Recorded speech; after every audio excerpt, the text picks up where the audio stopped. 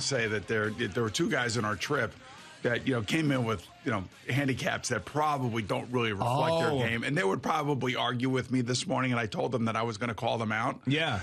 But, yeah, for a gentleman from, a place called Winged Foot and a place called Sleepy Hollow, for all those people out there that know who I'm talking about, goes by the name of Mikey K. I will not say his last name, but they all know who he is because they know him very well from the 19th hole at these local establishments. Okay. And Mikey K just came in and tore it up, man. He tore it up. Sort of like Aaron Rodgers is saying, the handicap number's a little fudged. Yeah, you got to wonder about that. He comes in with an 11 handicap, and he's striping the ball right down the middle, up and down, and down. Plays a lot of golf down in Florida. What can I tell you? But, Mikey K, won some do-re-mi, a former backup quarterback and a kid that I play with down in Maryland. Stan Stosh, we used to call him Stosh. I will not say his last name either. He showed up with a 10 and was telling me, and this is when you know that you have to really worry about the guys you're playing against. Yeah. And you'll learn this as you start playing more and more and more. Is that when they start telling you how bad that they have played like the previous couple weeks, oh, man, oh, God damn it.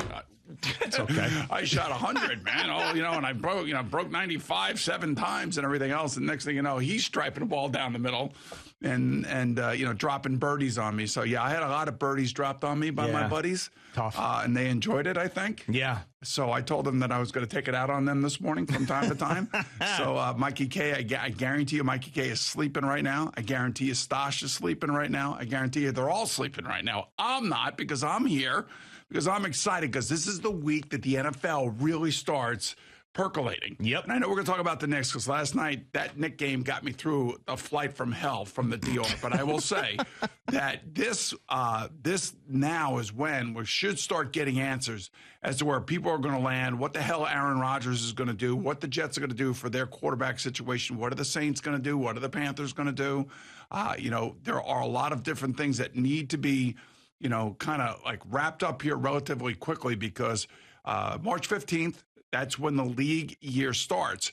And that's when teams and free agency and everything else is going to be going bonkers. Well, it's actually going to start prior to that, right? Because isn't March 13th the tampering period, which is technically free agency opening because all they do is just change the language and they say they will agree on terms or come to an agreement. It's not official until the league year starts, but it'll really be Monday. That's Monday, right? March 13th, a week from today. Yes, it is. Yeah, so a week from today, that's when that stuff's really going to get moving. But that doesn't mean that we don't find out about Aaron Rodgers or Derek Carr this week. I think the Jets are sitting there going, "What are we doing here? Yeah. Let's go! Come on, Aaron. Everybody's waiting for Aaron Rodgers to make some sort of decision." And honestly, for the 18 years and the $300 million that the Green Bay Packers have paid him. He owes them an answer. He's got to give them an answer. He's got to say, what do you want to do? Do you want to retire? Do you want to come back? Do you want to go play somewhere else?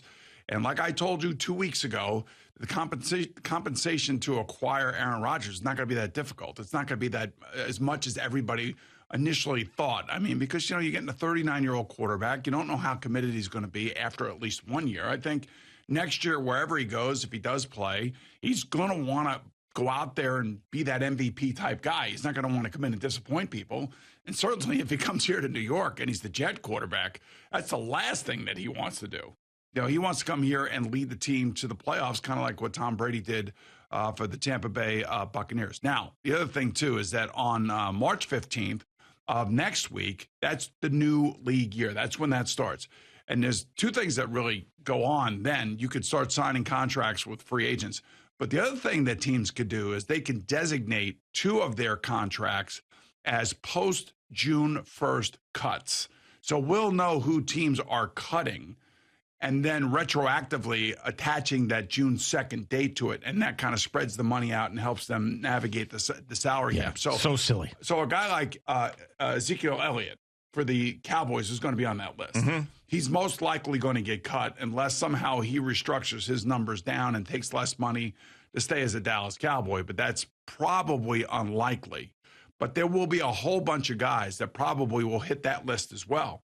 So there'll be, and if a team really wants to do right by a guy, they'll make those cuts early. So that guy can get early into free agency and have a number of choices. because teams are going to be moving relatively quickly, as we know. At least that's the history of free agency in the NFL. And then there comes a situation that by 4 o'clock tomorrow, another bunch of decisions. That's right. So made. That's the immediacy of this week. So, yes, next week's going to have a lot of free agency stuff. But this week, one thing we will know is whether or not the Giants are going to franchise tag Daniel Jones or not, because that deadline is tomorrow at 4 p.m. Now, everything that you hear and the combine and everything that came out of the combine, by the way, what did I tell you about Anthony Richardson? You're right. I said he was going to wow everybody in the combine. Right, and he absolutely did. He broke records. But anyway, so it doesn't sound like they're close on a deal right now. Now, the reporting might be off from what is actually happening between Daniel Jones' agents and Joe Schoen. However, what it looks like to us is that Daniel Jones' agents are walking him right into the franchise tag. That's what it looks like to me. And why would you want that for your client? Because now he's going to have to go out there and again improve on what he did last year in this essential contract year and then go for it again at the end of this year. Now, you bet on yourself. We've seen it work before in the NFL. Joe Flacco did it, was a Super Bowl MVP, got a huge deal back with the Ravens many years ago when he was a younger player. But if I'm the agent for Daniel Jones, I wouldn't be throwing out $45, $46, $47 million a year. I try to get him the longest deal possible with the much guaranteed money because this is a guy's got a history of injury and could be down and out for 9 weeks next year. Do you remember what I told you? I thought that they were close on a contract extension. Yeah, and then what happened after that? It completely fell apart. He changed agents. He fired his agents. Right. Yeah. So, there was truth to that. I'm just telling you. And then when a player does what Daniel Jones did, that makes it that much more difficult for the team now to deal with the new agents because the new agents want to make a splash. But ultimately, for all of us, whatever Daniel's contract is, let's say he does agree to a contract extension, we're all going to look at one number, and that one number is the amount of money that's guaranteed. You could sit here and tell me he's signing a 5-year, $200 million contract. But if you're telling me they're giving him $85 million guarantee, that just tells me that the agency wants the $200 million number out there, like they negotiated this $200 million number.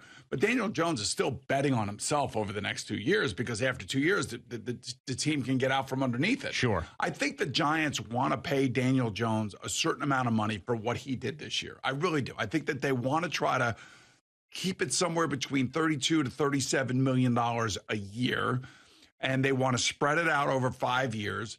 So they can have some flexibility to spend some money in free agency to help get some, weapons around him to ease some of the stress that he had to go through in order to have the year that he had. So I do believe that is the case for the Giants. The question is, what are his agents telling him? Are they telling him, hey, look, you're the quarterback of the New York Giants, and this is the biggest media market in the world, and you should be paid, commensurate with that, and you should be $45 million a year. The Giants would be absolutely insane to give him that kind of money, especially if it has the long-term impact that the agents are going to want it to have on the freaking the salary cap. So I would say it's not good news if they franchise tag him because that number is a hard number for the salary cap.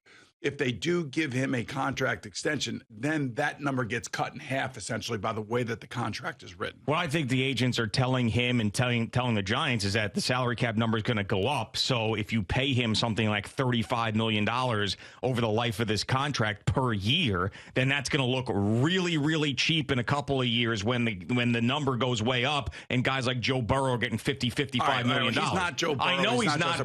But here's the other thing. That's what they're saying. But he's young enough that he could sign a contract and be like in the same situation as Derek Carr is right now. Yeah, true. And Derek Carr was a guy that we all have a healthy amount of respect for. We all like him. Mm-hmm. We all respect him. We all think what went on there in Oakland and Las Vegas had such a profound negative effect on him, and yet he still fought through it and yet was really successful, and they had a crappy defense for years. And even with Devontae Adams, they just couldn't close the game in the fourth quarter. And there's a reason why Josh McDaniels doesn't want him. And that's probably the reason, because of those games that got away from them, that he could not muster enough offense late in games in order to win. But that doesn't mean that he can't be a good player for somebody else like the Jets or the Saints or the Panthers. But, for me, with him and looking at what he's doing, that's where Daniel Jones could be in 4 years from now. Like, he could be the guy that the Giants said, you know what, you've been a good player for us. We liked you. We paid you. But we got to move on. Yeah, that could be the case for the Giants 4 years from now, taking a look, depending on how much they pay him and what he's capable of doing through the air, not on the ground. What I think the teams that are interested in Derek Carr want out of Derek Carr is to be Matthew Stafford, to go from that team where it wasn't working out, he was putting up some numbers, occasionally had a decent season, but then joins a team at this point in his career and is good enough to take a team that is stacked to a Super Bowl championship. And then get hurt and not play again. Well, I don't know, but I'm just... True, but listen, that worked. You can't say it didn't. No, it did. They won a Super Bowl, and if that happened with the Jets, my God. I mean, that would be the biggest story that we've had around here in decades. Yeah, I don't know if the Jets are as good as the Rams at that point. They are, but they're building towards that. And I personally think that, I really do admire Sean McVay. I really do. Yeah. I think he's energy personified. He's the A-type personality that basically allowed Matthew Stafford just to play quarterback.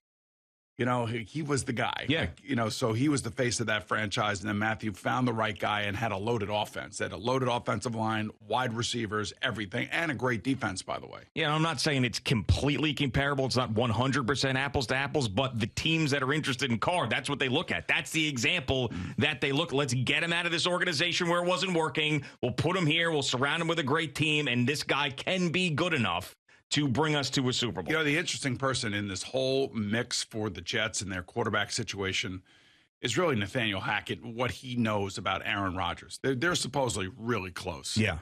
And, he's got to know what's going on, or at least have some inkling as to what Aaron wants to do. I don't necessarily know that he could speak to him personally. That would probably be tampering. That probably would be allowed. But, I think if you're the Packers, you're like, come on, let's move on.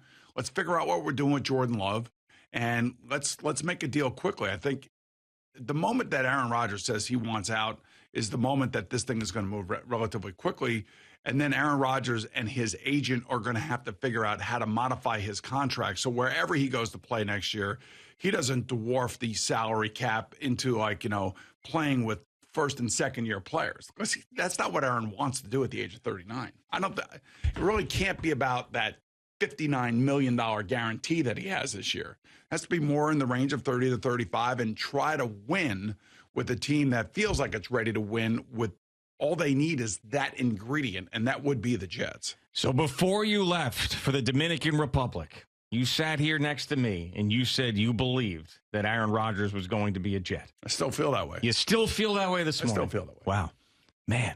Even after all this time and he's disappeared, he hasn't even gone on the McAfee show. I kind of feel that way. Did that podcast after did you hear any of that stuff, by the way? What's that? Podcast he did after coming out of the darkness and talked about how his bowel movements were fresh and all of these things. I am so happy to hear that because I'm all about the bowel movements being fresh. I'm telling you.